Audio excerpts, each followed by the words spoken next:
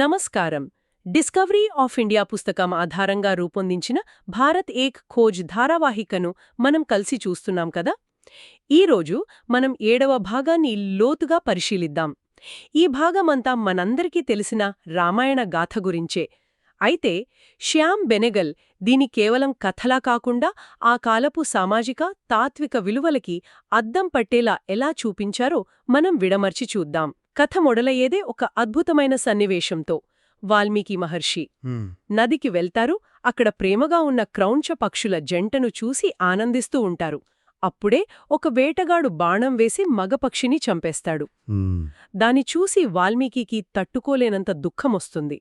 ఆ శోకంలో ఆయన నోటి వెంట అప్రయత్నంగా ఒక శాపమొస్తుంది. చిత్రంగా ఆ మాటలు ఒక ఛందస్సులో ఒక పద్యంలా ఉంటాయి. ఇక్కడే శోకమే శ్లోకమైంది అనే గొప్ప భావన పుట్టిందనమాట. తన బాధే ఒక కవిత్వంగా మారడం చూసి ఆయన ఆశ్చర్యపోతుంటే బ్రహ్మదేవుడు ప్రత్యక్షమవుతాడు. మహర్షి ఇదే ఛందస్సులో రాముడి కథను రాయండి అని ఆదేశిస్తాడు. ఒక వ్యక్తిగత దుఃఖం నుంచి ఇంత గొప్ప కావ్యం పుట్టడం నిజంగా అద్భుతం. ఈ కావ్యం కేవలం మన దేశానికే పరిమితం కాలేదు. ఈ సీరియల్లో కూడా ఆ విషయాన్ని గుర్తు చేస్తారు. 19వ శతాబ్దానికి చెందిన ఫ్రెంచ్ చరిత్రకారుడు జూల్స్ మిష్లే మాటలు చాలా ఆసక్తికరంగా ఉంటాయి. ఆయన ఏమంటారంటే, నేను ఆసియా వైపు చూసినప్పుడు నాకు ప్రశాంతత, లోతైన తత్వశాస్త్రం కనిపిస్తాయి. హిందూ మహాసముద్రం ఎంత ప్రశాంతంగా గంభీరంగా ఉంటుందో, రామాయణం కూడా అంతే గొప్ప శాంతిని, సోదరభావాన్ని తనలో ఇముడ్చుకున్న ఒక అద్భుతమైన కావ్యమని అంటారు. ఆయన మాటల్లోనే ఆ కావ్యంలోని మానవతా విలువలు ఎంత లోతైనవో మనకు తెలుస్తుంది.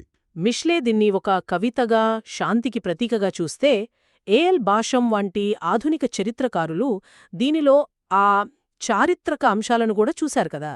ఆయన దృష్టిలో దీని ప్రాముఖ్యత ఏమిటి? అవును, అది మరో ముఖ్యమైన కోణం. భాష్యం దృష్టిలో రామాయణ మహాభారతాలు కేవలం కథలు కావు. అవి ఒక రకమైన చరిత్ర. ప్రతి పాత్రలో, ప్రతి సంఘటనలో ఒక తత్వశాస్త్రం దాగి ఉంది అంటారు. ముఖ్యంగా రాముడి కథలో ఆదర్శవంతమైన త్యాగం, వీరత్వం, ప్రేమలో సౌమ్యత, సంయమనం ఇవన్నీ కనిపిస్తాయి. అంటే అన్నదమ్ముల మధ్య అనుబంధం, భార్యాభర్తల మధ్య ప్రేమ, రాజుకు ప్రజల పట్ల ఉండే బాధ్యత, ఇలా ఒక ఆదర్శవంతమైన కుటుంబ సామాజిక జీవితం ఎలా ఉండాలో ఈ కావ్యం కళ్లకు కట్టినట్టు చూపిస్తుందని ఆయన విశ్లేషించారు. సరే, ఇక కథలోకి వస్తే, సరయూ నది ఒడ్డున ఉన్న అందమైన అయోధ్య నగర వర్ణనతో సీరియల్ మొదలవుతుంది. దశరథ మహారాజు ధర్మబద్ధంగా పాలిస్తున్నాడు. ఆయన పాలన గురించి ఒక మాట చెప్తారు. రాజా కా శాసన్ ప్రశాసన్, క్యా ఉస్సే భడ్కర్ అనుశాసన్. అంటే రాజు శాసనం గొప్పదే, కాని ఆయన స్వీయ క్రమశిక్షణ, ఆయన నడవడిక అంతకంటే గొప్పవి అని అర్థం. ఖచ్చితంగా. ఆయన నలుగురు కొడుకులు, రాముడు, లక్ష్మణుడు, భరతుడు, శత్రుఘ్నుల మధ్య ప్రేమ కూడా మాటల్లో చెప్పలేనిది. అవును. అంతా సంతోషంగా సాగిపోతున్నప్పుడు రాముడి పట్టాభిషేకానికి ఏర్పాట్లు మొదలవుతాయి.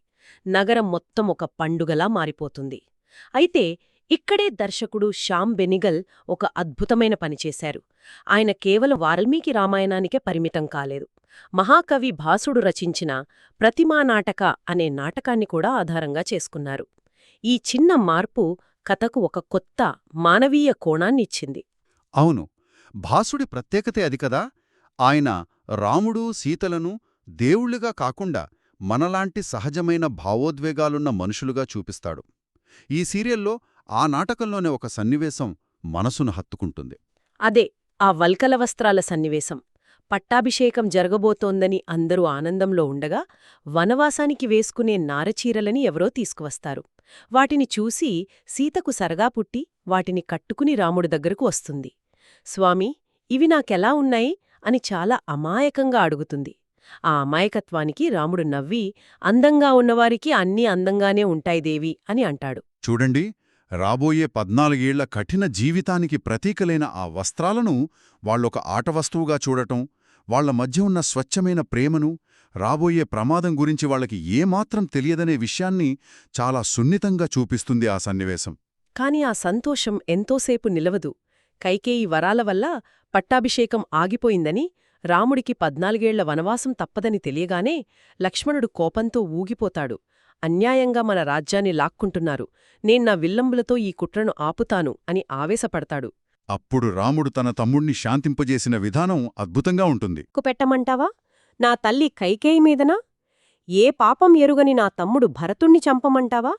చెప్పు లక్ష్మణా, ఈ మూడింటిలో ఏ పాపం చేస్తే నీ కోపం చల్లారుతుంది? ఈ మాటలతో లక్ష్మణుడు నిశ్శబ్దమైపోతాడు. ఇక్కడొక ప్రశ్న తలెత్తుతుంది. లక్ష్మణుడి పాత్రను కేవలం రాముడికి విధేయుడైన తమ్ముడిగానే చూడాలా, లేక రాముడు బయటపెట్టలేని కోపానికి, ఆవేదనకు అద్దం పట్టే ఒక సాధనంగా వాల్మీకి సృష్టించాడా? మీకేమనిపిస్తుంది? ఇది చాలా మంచి ప్రశ్న. నాకైతే రెండోదే నిజమనిపిస్తుంది. లక్ష్మణుడి కోపం ఒక రకంగా చెప్పాలంటే రాముడి మనసులోనే రేగుతున్న అలజడికి ప్రతిబింబం. తండ్రి నిర్ణయం, తల్లి పంతం తన జీవితాన్ని తలకిందులు చేస్తున్నప్పుడు ఏ మనిషికైనా కోపం, బాధ రావడం సహజం. కాని మర్యాదా పురుషోత్తముడుగా, ఒక ఆదర్శ కొడుగ్గా రాముడు ఆ భావాలను బయటపెట్టలేడు. తండ్రి మాటకు కట్టుబడి ఉండాలి. అందుకే వాల్మీకి ఉద్దేశపూర్వకంగానే లక్ష్మణుడి పాత్ర ద్వారా ఆ ఆవేశాన్ని, సంఘర్షణను బయటపెట్టారనిపిస్తుంది. అంటే లక్ష్మణుడు రాముడి అంతరాత్మ ఘోషకు రూపంలా కనిపిస్తాడన్మాట. ఖచ్చితంగా. ఇక కథలో భరతుడి ప్రవేశం జరుగుతుంది. మేనమామ ఇంటినుంచి తిరిగొచ్చిన భరతుడికి విషయం తెలిసి నివ్వెరపోతాడు. తన తల్లి చేసిన పనికి కుమిలిపోతాడు. తల్లి కైకేయితో అతను మాట్లాడే మాటలు చాలా శక్తివంతంగా ఉంటాయి. సింహాసనం దక్కిందని సంతోషిస్తున్న తల్లితో, భర్తకు ద్రోహం చేసిన స్త్రీ తల్లి అని పిలవబడటానికి అర్హురాలు కాదు, నువ్వు మా వంశనాశనానికి కారణమయ్యావు అని తీవ్రంగా నిందిస్తాడు. భరతుడి నిస్వార్థం, అన్నపై అతనుకున్న భక్తి అక్కడ స్పష్టంగా కనిపిస్తుంది. అయితే భరతుడు అంత నిస్వార్థంగా రాజ్యాన్ని తిరస్కరించడం వెనుక ఆ కాలపు రాజనీతిలో వస్తున్న ఒక పెద్ద మార్పును మనం గమనించాలి. అంతకుముందు చూస్తే, అంటే చాణక్యుడే అర్థశాస్త్రం ప్రకారం రాజ్యాధికారం కోసం అవసరమైతే తండ్రిని, సోదరులను చంపడం కూడా సమ్మతమే. అధికారాన్ని నిలబెట్టుకోవడమే ప్రధాన లక్ష్యమనమాట. అవును. అంటే చాణక్యుడి కాలం నుండి మనువు కాలానికొచ్చేసరికి అధికారం కోసం ఏదైనా చెయ్యొచ్చు అనే ఆలోచన నుండి అధికారం ఒక పవిత్రమైన బాధ్యత అనే భావనకి సమాజం మారిందంటారా? భరతుడి పాత్ర ఆ మార్పుకి ఒక ప్రతీక అంటారా? ఖచ్చితంగా. మనుస్మృతి కాలం నాటికి రాజు దైవసమానుడుగా, ప్రజల రక్షకుడుగా పరిగణించబడ్డాడు. అధికారం భోగం కోసం కాదు, ధర్మస్థాపన కోసం అనే భావన బలపడింది. భరతుడు సింహాసనాన్ని తిరస్కరించడం మనువు చెప్పిన ఈ ఉన్నతమైన ధర్మసూత్రాల ప్రభావాన్ని స్పష్టంగా చూపిస్తుంది. అందుకే ఈ సీరియల్లో రాజు లేని రాజ్యం అంటే అరాజకం ఎంత భయంకరంగా ఉంటుందో వర్ణించే శ్లోకాలను కూడా చూపిస్తారు. రాజు లేకపోతే కొడుకు తండ్రికి శత్రువవుతాడు, సత్యం నశిస్తుంది, కళలు అంతరిస్తాయి అనంటారు. అందుకే వశిష్ఠుడిలాంటి వాళ్లు కూడా భరతుడిని వెంటనే రాజ్యాన్ని స్వీకరించమని కోరుతారు. అవును, రాజ్యానికి ఒక రాజు అవసరం కాబట్టి. కాని భరతుడు అంగీకరించడు. రాముడు వెళ్లిపోయిన దుఃఖంతో దశరథుడు ప్రాణాలు విడుస్తాడు. తండ్రికి కర్మకాండలు పూర్తి చేశాక భరతుడు సైన్యంతో అడవికి బయల్దేరి రాముణ్ణి కలుసుకుంటాడు. అయోధ్యకు తిరిగి రమ్మని ఎంతగానో వేడుకుంటాడు. కాని రాముడు తండ్రి మాటకు కట్టుబడి ఉంటానని చెప్పడంతో భరతుడు ఒక అద్భుతమైన పని చేస్తాడు. రాముడి పాదుకలు తీసుకుని వాటిని సింహాసనం మీద పెట్టి, నేను రాజును కాదు, ఈ పాదుకల సేవకుడిని, రాముడి ప్రతినిధిని మాత్రమే అని చెప్పి 14 పరిపాలన సాగిస్తాడు. తను కూడా రాముడిలాగే నారచీరను ధరించి అయోధ్యకు దూరంగా నంది గ్రామంలో ఒక సన్యాసిలా జీవిస్తాడు. నిజమే. ఇక్కడి నుంచి కథ పూర్తిగా అడవిలోకి వెళ్ళిపోతుంది. ఇది కేవలం లొకేషన్ మార్పు మాత్రమే కాదు, కథలోని 2 ప్రధాన శక్తుల మధ్య ఉన్న వైరుధ్యానిది సూచిస్తుంది. ఒకటి, అయోధ్య నాగరికతకు, వ్యవస్థకు, వ్యవసాయానికి ప్రతీక. రెండవది, అరణ్యం, ప్రకృతికి, వేట, సేకరణ జీవన విధానానికి భిన్నమైన నియమాలకు నిలయం. అడవిలో నివసించేవారిని రాక్షసులుగా ఎందుకు పిలిచారనే ప్రశ్నకు ఇక్కడ సమాధానం దొరుకుతుంది. అంటే వారి జీవన విధానమే వాళ్ళని అలా పిలవడానికి కారణమా? చాలా వరకు అవును. వాళ్ల జీవనశైలి వేట, అటవీ ఉత్పత్తుల సేకరణపై ఆధారపడి ఉంటుంది. యజ్ఞాలు చేసే ఋషులకు, వ్యవసాయ ఆధారిత రాజ్యాలకిది అనాగరికంగా, క్రూరంగా అనిపించుండవచ్చు. ఇక్కడ అసలు సంఘర్షణ ఎక్కడ మొదలైందంటే, బ్రాహ్మణులు, ఋషులు యజ్ఞయాగాదుల కోసం, ఆశ్రమాలను నిర్మించడం కోసం అడవులను శుభ్రం చేస్తూ వారి భూభాగంలోకి విస్తరించడం మొదలుపెట్టారు. ఓ, అంటే అది నాగరికతా విస్తరణ. కరెక్ట్. కాని అప్పటికే అక్కడ నివసిస్తున్న గిరిజనులకు అది తమ జీవనాధారంపై, తమ ప్రాంతంపై జరుగుతున్న దాడి. ఈ నాగరికత ప్రకృతి మధ్య సంఘర్షణే రామరావణ యుద్ధానికి ఒక మూల కారణమని చెప్పవచ్చు. అయితే ఈ సంఘర్షణ యొక్క తాత్విక కోణం ఇక్కడ బయటపడుతుంది. అది ఈ ఎపిసోడ్లోనే అత్యంత ముఖ్యమైన, లోతైన సంభాషణలో బయటపడుతుంది. రాముడు, సీతల మధ్య ధర్మంపై జరిగే చర్చ అది. వనవాసంలో రాముడు అక్కడి ఋషులను రాక్షసుల బారి నుండి కాపాడుతానని మాట ఇస్తాడు. అందుకే ఎప్పుడూ విల్లంబులు ధరించి ఉంటాడు. అది చూసి సీత మృదువుగా తన సందేహాన్ని వ్యక్తం చేస్తుంది. ఆమె వాదన చాలా లోతైనది. సీత అంటుంది, స్వామీ, అనవసరంగా ఆయుధాలు ధరించడం వల్ల మనసులో తెలియకుండానే హింస ప్రవృత్తి పెరుగుతుంది. మనకు ఏ హాని చేయని రాక్షసులను కేవలం వాళ్లు రాక్షసులు అయినందుకే చంపడం పాపం కాదా? మనకు ప్రత్యక్షంగా హాని కలిగిస్తే తప్ప హత్య చేయకూడదు అనంటుంది. పూర్వం ఒక ముని ఇంద్రుడు ఇచ్చిన ఖడ్గాన్ని తన దగ్గర ఉంచుకోవడం వల్ల నెమ్మదిగా తన తపస్సును, శాంత స్వభావాన్ని కోల్పోయి నరకానికి వెళ్లాడని కూడా ఉదాహరణ చెబుతోంది. సీతవాదన దాదాపుగా అహింసకు చాలా దగ్గరగా ఉంది. ఒక రకంగా ఇది వ్యక్తిగత నైతికతకు సంబంధించిన ప్రశ్న. నీకు హాని చెయ్యనంతవరకు నువ్వు ఎవరికీ హాని చెయ్యకూడదు అనేది ఆమె వాదనలోని సారం. దానికి రాముడి సమాధానం ఒక రాజుగా, ఒక క్షత్రియుడుగా తన కర్తవ్యాన్ని ప్రతిబింబిస్తుంది. రాముడు అంటాడు, సీతా, నేను ఋషులకు వారిని రక్షిస్తానని మాట ఇచ్చాను. ఆ మాట నిలబెట్టుకోవడం నా పరమధర్మం. పైగా ఈ రాక్షసులు నిరపరాధులు కాదు అని కూడా వాదిస్తాడు. వారు ఆశ్రమాలను నాశనం చేస్తున్నారు, యజ్ఞాలను పాడు చేస్తున్నారు, అమాయకులైన ఋషులను చంపుతున్నారు. వారు తమ పనుల ద్వారానే తమను శత్రువులుగా నిరూపించుకున్నారు. కాబట్టి మంచివాళ్లను రక్షించడం కోసం చెడ్డవాళ్లను నాశనం చెయ్యడమే నా కర్తవ్యం అని స్పష్టం చేస్తాడు.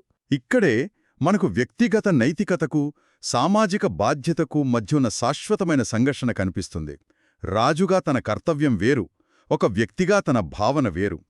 ఈ రెండు ధర్మాల మధ్య నలిగిపోవడమే అసలైన ధర్మ సంకటమన్నమాట. ఇంత పెద్ద ధర్మ చర్చ తర్వాత ఈ ఎపిసోడ్ హిరణ్యగర్భ సూక్తం అనే ఒక అద్భుతమైన వేదమంత్రంతో ముగుస్తుంది.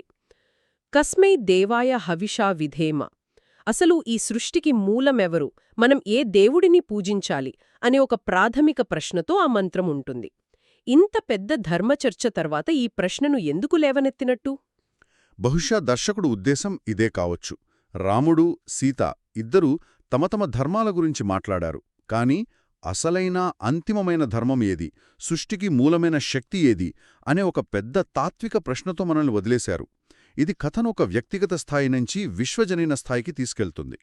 చివరిగా ఒక ఆలోచన. రాముడు, సీతల మధ్య జరిగిన చర్చ కేవలం ఆయుధాలు ధరించడం గురించి మాత్రమే కాదు కదా? కాదు, అస్సలు కాదు. అది ధర్మం, కర్తవ్యం, అధికారం యొక్క హద్దుల గురించి లేవనెత్తిన ఒక ప్రాథమిక ప్రశ్న.